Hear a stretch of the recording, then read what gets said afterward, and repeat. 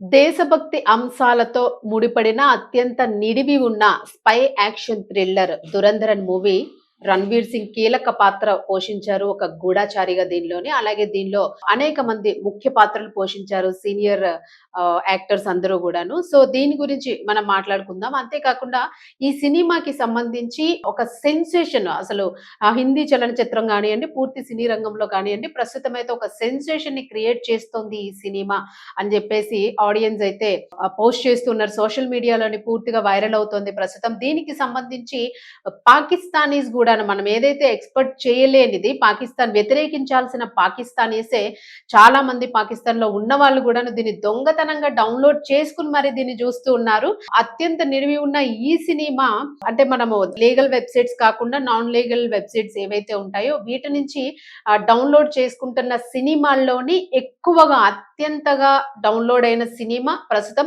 'దురంధరన్‌గా' చెప్తూ ఉన్నారు. అయితే ఎందుకు పాకిస్తాన్ నుంచి వ్యతిరేకత ఉన్నప్పటికీ కూడా అక్కడ ఉన్న వాళ్ళు ఎందుకు చూస్తూ ఉన్నారు? అంత ఆకర్షించే సన్నివేశాలు దీనిలో ఏమున్నాయి అసలు? వాళ్ళని కూడా ఆకర్షిస్తుంది అంటే అసలు అక్కడ 'రణ్వీర్' యాక్టింగ్ అట్లా ఉందా? లేకపోతే దానిలో ఉన్న కాన్సెప్ట్ అలా ఉందా? అనేది ఒకసారి మనం చూసుకుందాం. ప్రస్తుతానికైతే మాత్రము పూర్తి స్థాయిగా ఓవరాల్ ఇండియాలోనే కాకుండా మిగిలిన కంట్రీస్‌ని కూడా 'దురంధరన్' షేక్ చేస్తుంది అనే చెప్పుకోవాలి. కంప్లీట్‌లీ డిఫరెంట్ స్పై థ్రిల్లర్ ఇది. సో, ఒకసారి చూద్దాం అసలు ఎట్లా ఉంది? ఏంటి? దీనికి సంబంధించిన రివ్యూస్ ఎలా ఉన్నాయి? అసలు స్టోరీ ఇన్ డెప్త్ స్టోరీ ఏంటి అనేది. బాలీవుడ్ సినీ ప్రియులంతా ఎప్పుడెప్పుడా అని ఎదురు చూసిన క్రేజీ చిత్రాల్లో 'దురంధరన్' సినిమా ఒక్కటిగా చెప్పుకోవచ్చు. ఇది 5/12/2025 తేదీన విడుదలైంది. రణ్వీర్ సింగ్ హీరోగా నటించిన ఈ యాక్షన్ థ్రిల్లర్ ను ఆదిత్య ధర్ తెరకెక్కించారు. దాదాపు 17 ఏళ్ల తరువాత హిందీ చిత్రసీమ నుంచి వస్తున్న భారీ నిడివి ఉన్న సినిమా ఇది. మరి అసలు ఈ చిత్రం కథ ఏంటి? అది సినీ ప్రియులను ఎలాంటి అనుభూతిని అందించింది అనేది ఒక్కసారి చూసుకుంటే 1999లో జరిగిన IC-814 విమానము హైజాక్, 2001 భారత పార్లమెంటుపై జరిగిన ఉగ్రదాడి ఘటనల తరువాత భారత intelligence bureau chief Ajay Sanyal Madhava act చేశారు. ఓ కీలక నిర్ణయం తీసుకుంటాడు. పాకిస్తాన్ ను చావుదెబ్బ కొట్టేందుకు, ఆ దేశంలోని ఉగ్ర సంస్థలన్నీ సమూలంగా అంతం చేసేందుకు ఆపరేషన్ దురంధర్ పేరుతో ఓ రహస్య మిషన్ కు శ్రీకారం చుడతారు. ఈ మిషన్ లో భాగంగా పంజాబ్ లో జైలు జీవితం గడుపుతున్న ఓ కుర్రాడిని భారత ఏజెంట్ గా హంసా అనే మారు పేరుతో పాక్ లోకి పంపుతారు. ఇదే పాత్రని రణ్వీర్ సింగ్ దీనిలో నటించారు. మరి ఆ తరువాత ఏమైంది? రహస్య ఏజెంట్ గా శత్రు దేశంలో అతడి ప్రయాణం ఎలా సాగింది? అక్కడ ఎదురైన సవాళ్లు ఏంటి? కరాచీని అడ్డాగా చేసుకుని ఉగ్రవాద మూఠాల్ని పెంచి పోషిస్తున్న రెహమాన్ బలోచ్ ఎలా అంతం చేశాడు? ఈ పాత్రను అక్షయ్ ఖన్నా నటించారు. ఉగ్రముప్పు నుంచి దేశాన్ని రక్షించేందుకు ఎలాంటి సాహసాలు చేశాడు? ఈ కథలో సంజయ్ దత్, అర్జున్ రాంపాల్ పాత్రలకు ప్రాధాన్యత ఏంటి? దేశభక్తి అంశాలతో ముడిపడిన స్పై యాక్షన్ థ్రిల్లర్ ఇది. శత్రు దేశమైన పాకిస్తాన్ లోని ఉగ్రవాద సంస్థల్ని మూలాలతో సహా పెకిలించింది. అంతమొందించేందుకు భారత ఇంటెలిజెన్స్ బ్యూరో చేపట్టిన రహస్య ఆపరేషన్ నేపథ్యంలో ఈ సినిమా సాగుతుంది.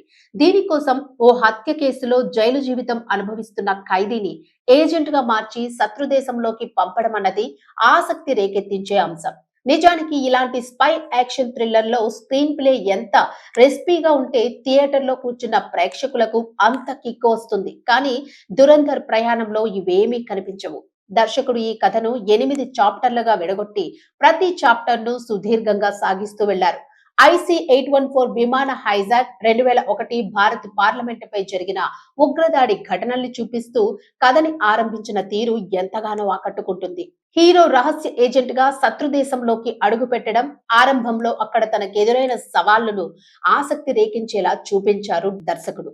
కరాచీ కేంద్రంగా రెహమాన్ బలోచ్ సాగించే ఉగ్రవాద నెట్వర్క్ లోకి హీరో అడుగు పెట్టినప్పటి నుంచి అసలు కథ మొదలవుతుంది. రెహమాన్ నేర సామ్రాజ్యం, రాజకీయాల్లో తనకున్న శత్రువులు, ప్రతిదీ చాలా డీటెయిలింగ్ గా చూపించే ప్రయత్నం చేశాడు దర్శకుడు.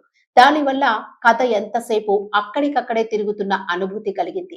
రెహమాన్ ను అంతమొందించాలనుకునే పోలీస్ గా ఎస్పీ చౌహాన్ పాత్రలో సంజయ్ దత్ కథలోకి ఎంట్రీ ఇచ్చినప్పటి నుంచి కథలో సంఘర్షణ రెట్టింపవుతుంది. ఈ క్రమంలో వచ్చే విరామ ఘట్టాలు రెండవ ఎపిసోడ్ పైన ఆసక్తిని పెంచేలా ఉంటాయి. భారత్ లో ఉగ్రదాడులు చేసేందుకు రెహమాన్ ప్రణాళిక రచించడం, దాన్ని అడ్డుకునేందుకు హీరో చేసే ప్రయత్నాలతో ఊహ కందేలాగా ఉండడం, సాగతీత ఎక్కువకుండా ప్రేక్షకుల సహనానికి పరీక్ష. ఓవైపు విలన్ ప్రణాళిక ప్రకారం తాను అనుకున్నట్లుగా భారత్ లో ఉగ్రదాడుల్ని మొదలుపెట్టినా అక్కడే ఉన్న హీరో అజ్ఞాతవాసాన్ని వీడకుండా పక్కనే ఉండి బొమ్మలా ఆ దాడుల్ని చూస్తూ ఉండిపోవడం ప్రేక్షకులు ఏమాత్రం మింగుడు పడదు. ప్రీ క్లైమాక్స్ నుంచి కథ కాస్త థ్రిల్లింగ్ గా మారింది.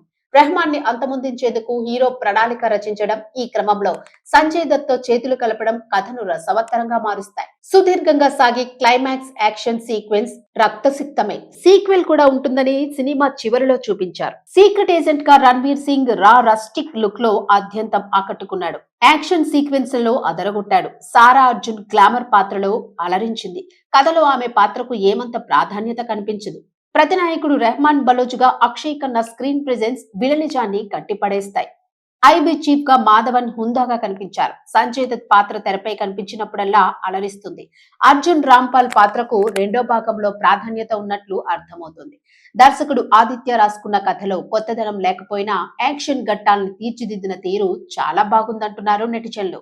ఇన్ని అంశాలు చోటు చేసుకున్న ఈ సినిమా పైన అందుకే కరాచీలోని లియారీ గ్యాంగ్ వార్స్ వంటి సున్నితమైన అంశాలను ఈ చిత్రంలో చూపించడం వలన పాక్ ప్రభుత్వం దీనిపై నిషేధాన్ని విధించింది. అయితే కేవలం 2 వారాల్లోనే పాకిస్తాన్ లో దాదాపు 20 లక్షల ఇల్లీగల్ డౌన్లోడ్లు నమోదయ్యాయి.